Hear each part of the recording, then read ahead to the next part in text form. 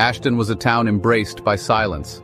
Days were long and quiet. Sunsets bathed the houses in an orange glow, foreshadowing the coming darkness. A stillness settled over the town as night fell. A silence so profound it was almost unnerving. The townsfolk of Ashton were accustomed to this quietude.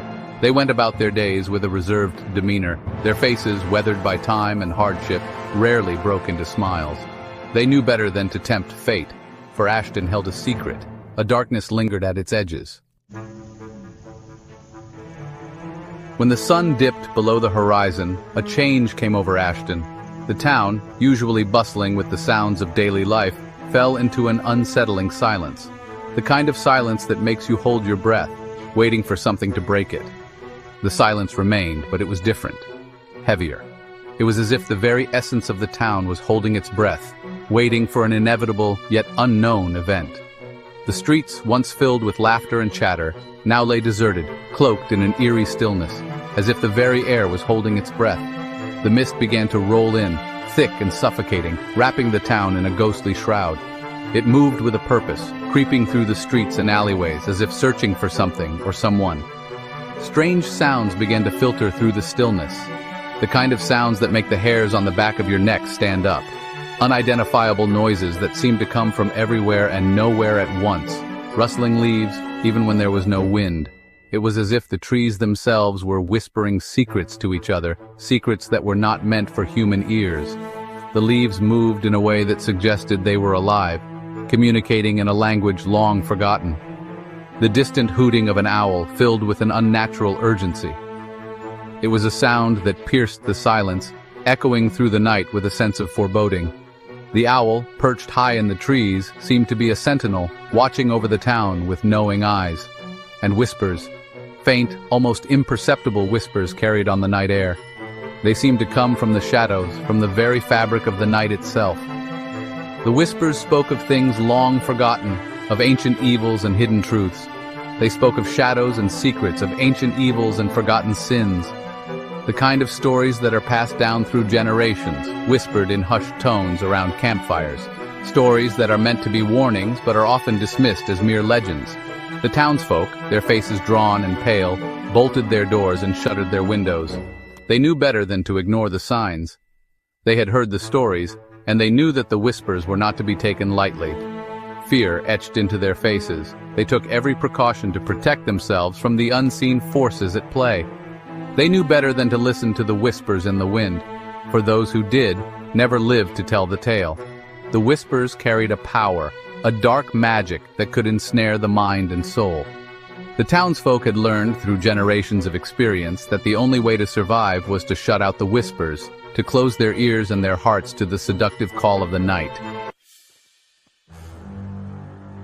On the outskirts of Ashton, shrouded in an almost perpetual gloom, lay Blackwood Forest, a dense, sprawling woodland with towering trees that clawed at the sky. Their branches, gnarled and twisted, intertwined to form a canopy so thick that even at midday, only slivers of sunlight penetrated its depths. Blackwood Forest was a place of whispered legends and chilling tales.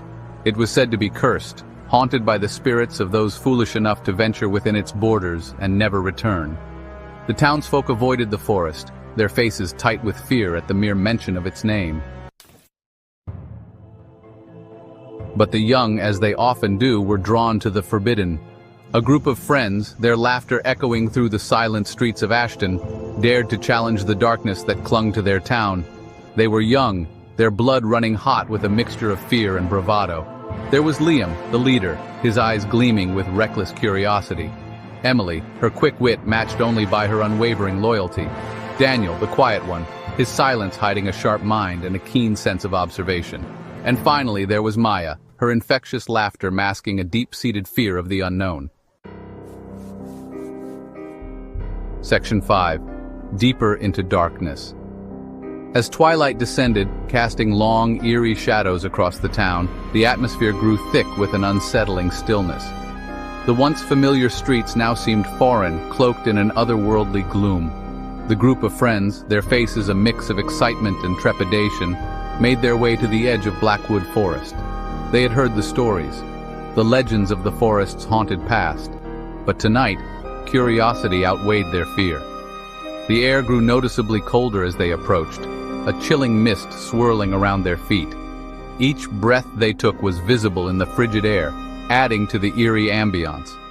The silence pressing in on them like a physical weight, broken only by the occasional rustle of leaves. It was as if the forest itself was holding its breath, waiting for something to happen. The whispers, faint at first, grew louder, more insistent.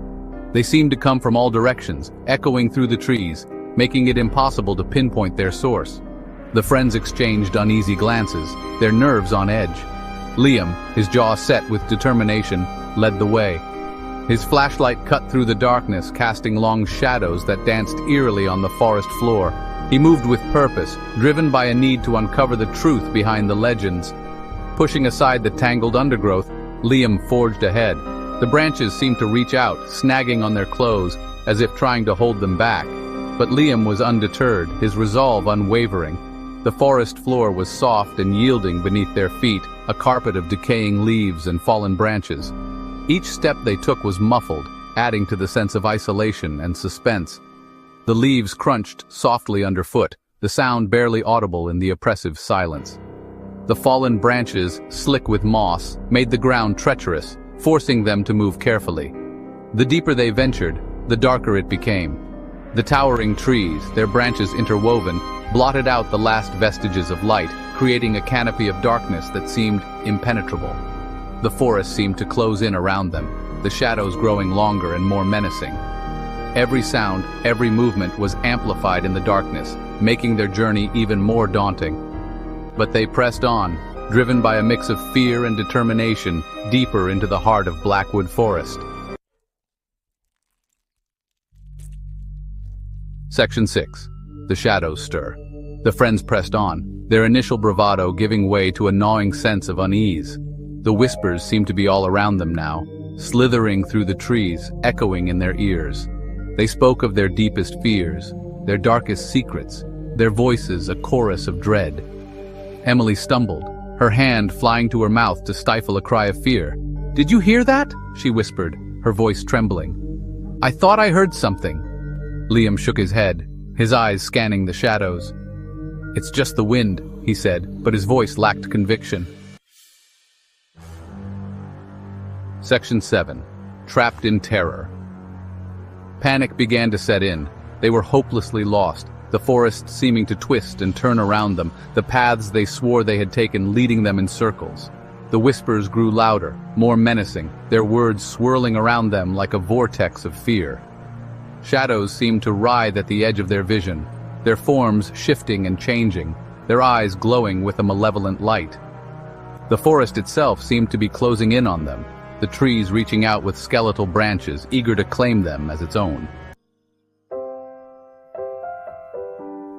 Section 8. A Glimmer of Hope. Just when the friends felt their hope fading, they stumbled upon a clearing.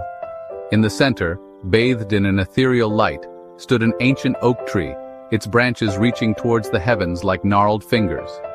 As they approached, the whispers seemed to recede, replaced by a strange sense of peace. Carved into the trunk of the oak tree, they discovered strange symbols, unlike anything they had ever seen before. Could these be the key to breaking the curse that held Blackwood Forest in its grip? Could this be their way out of the nightmare? Section 9. The Curse Endures. With trembling hands, Liam reached out and touched the symbols. The ancient carvings glowed with an otherworldly light, casting eerie shadows on the forest floor. He could feel the energy pulsating through his fingertips, a strange mix of fear and curiosity driving him forward. A jolt of energy surged through him, knocking him to the ground. The force was unlike anything he had ever experienced, as if the very essence of the forest had come alive to repel him. He lay there, gasping for breath, his mind racing with questions and doubts. The forest around them erupted in a cacophony of sound. Trees rustled violently, and the ground seemed to tremble beneath them. It was as if the forest itself was reacting to Liam's touch, unleashing a torrent of pent-up energy and emotion. The whispers became screams, the shadows writhed and twisted, and the very air seemed to crackle with energy. The once silent forest was now alive with a malevolent force, each sound and movement amplifying the sense of dread that hung in the air. When the light subsided, Liam looked around at his friends, their faces pale and drawn. They had all felt the same surge of energy, the same overwhelming sense of fear. It was clear that whatever they had awakened was far more powerful than they had anticipated. Had they escaped the curse, or had they become bound to it? The question lingered in the air, unspoken but felt by all. Each of them wondered if they had merely traded one form of imprisonment for another, their fate now intertwined with the dark forces of the forest. The forest held its breath, waiting for an answer. The stillness was almost palpable, as if the very trees were listening, waiting to see what would happen next. It was a moment suspended in time, filled with uncertainty and fear. But the only sound was the beating of their hearts. Each thump echoed in the silence, a stark reminder of their vulnerability. They were alone in the forest, surrounded by an ancient curse that seemed to have no end. The silence, once comforting, was now deafening. It pressed in on them from all sides, amplifying their fear and uncertainty. The forest, which had once been a place of refuge, was now a prison, its dark secrets closing in around them. The curse, it seemed, endured. It was a living, breathing entity, feeding off their fear and despair.